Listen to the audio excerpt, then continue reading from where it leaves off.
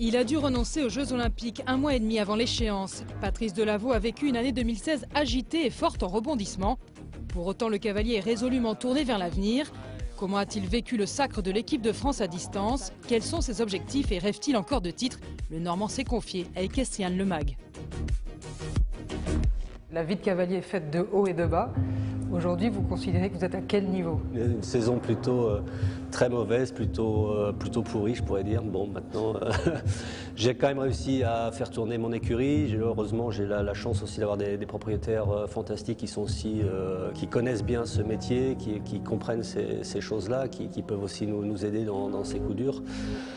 J'ai réussi à m'en sortir plutôt pas si mal cette saison. Là, ça revient, les chevaux commencent à de nouveau bien sauter, à être de nouveau en forme. Et voilà, Lacrimoso et Carigno vont bientôt ressauter en concours. On les remet en... Déjà, les chevaux commencent à ressauter à la maison, donc ça revient plutôt pas mal. Comment vous avez vécu le fait de devoir renoncer aux Jeux Olympiques? Sur le coup, c'est très dur parce que les Jeux, on les prépare toujours au moins entre 10 et 12 mois avant. Donc on se met vraiment dans l'optique de la préparation plus ou moins psychologique avec le cheval. Tous les jours, on monte notre cheval. Évidemment, tous les jours, on va penser à ça.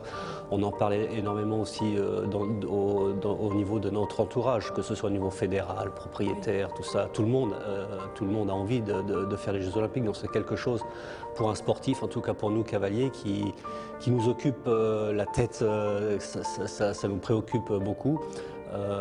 C'est quelque chose que l'on travaille depuis très longtemps. Donc évidemment, quand on nous apprend, quand on nous dit c'est pas possible, le cheval, vous n'êtes pas prêt pour les Jeux, c'est sûr que tout s'effondre. Comment vous avez vécu du coup en tant que spectateur ces Jeux Olympiques? Alors bien sûr, je les ai vécus à la télévision. Alors j'étais aussi beaucoup en contact avec eux, avec Kevin, avec Philippe bien sûr. Et je dois dire qu'après, quand je les ai vus partir et que vraiment ça se passait pas très bien, j'étais aussi très triste pour eux et en moi-même j'ai dit tiens, j'ai encore échappé peut-être à une belle galère, une belle galère. Et puis en fait quand je les ai vus remonter les échelons comme ça et déjà la deuxième manche par équipe qui partait très bien avec le parcours sans faute de Philippe. Après c'est Kevin qui refait un sans faute et moi je me rappelle très bien, j'allais en concours, hein, je roulais et avec l'iPad à côté je voyais tout ce qui se passait, pas très prudent d'accord, mais je dis mais c'est pas vrai, ils vont arriver à avoir une médaille, ils vont arriver à avoir une médaille. Et après, bien sûr, quand j'ai vu que c'était la médaille d'or, j'étais vraiment très content pour eux.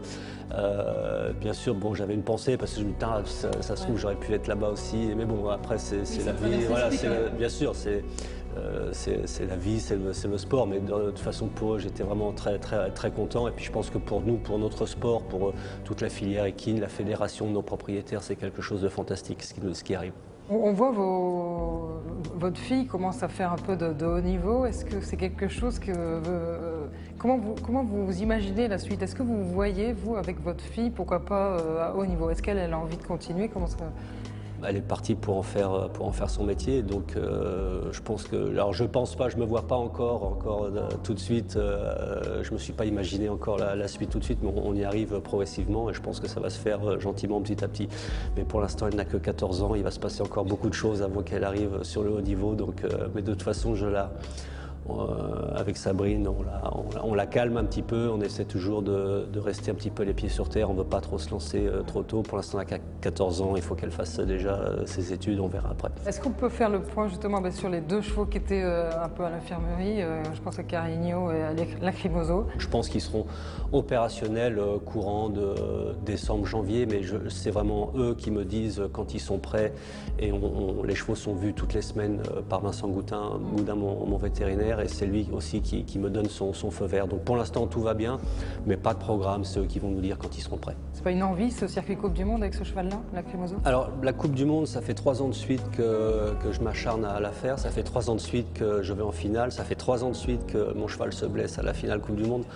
Donc la Coupe du Monde cette année, je vais pas courir absolument après. Si je suis qualifié, on verra après, tant mieux, mais je vais pas faire comme les autres années, essayer de tous les faire, tous me qualifier absolument. Donc voilà. Qu'est-ce qui vous motive aujourd'hui? De voir aussi tous les nouveaux jeunes cavaliers arriver, et c'est très motivant pour nous parce qu'il faut se dépêcher. Non, il faut surtout rien lâcher parce que toute la semaine on en voit toujours des nouveaux arriver. Et là c'est vrai que j'ai fait pas mal de 2 et 3 étoiles et que j'ai vu énormément de nouveaux jeunes cavaliers cavaliers, de nouveaux jeunes chevaux vraiment très prometteurs et qu'il ne faut pas se relâcher parce que ça pousse fort derrière. Ça va pas se faire peut-être l'année prochaine, mais dans les 2-3 ans, 3-4 ans à venir, je pense qu'on a un bon réservoir de jeunes cavaliers. Ce qui nous manquait depuis pas mal de temps. Sur le haut niveau, on voit toujours les mêmes 10, 15 mêmes cavaliers. C'est aussi bien qu'il y ait un petit peu de mouvement, de renouvellement derrière. Oui, mais vous, il faut dire aussi qu'il va falloir aller la chercher, la place. Alors c'est sûr, je ne vais pas donner ma place comme ça, hein, mais ça fait partie de la vie aussi, quoi. Je veux dire, il faut que derrière ça avance. Qu'est-ce qu'on peut vous souhaiter? Est-ce que vous avez des rêves encore, des titres évidemment? J'ai encore plein de rêves en moi. J'ai jamais gagné la finale Coupe du Monde, j'ai jamais été champion du monde ou champion d'Europe individuel. Puis mes copains ont une médaille d'or aux Jeux Olympiques, j'aimerais bien en avoir une aussi. Donc oui, bien sûr, j'ai encore plein de rêves. Non, mais j'ai encore, je pense, entre 5 et 10 ans à faire du concours. Donc j'aimerais les faire avec le mieux possible et de gagner le plus d'épreuves possible.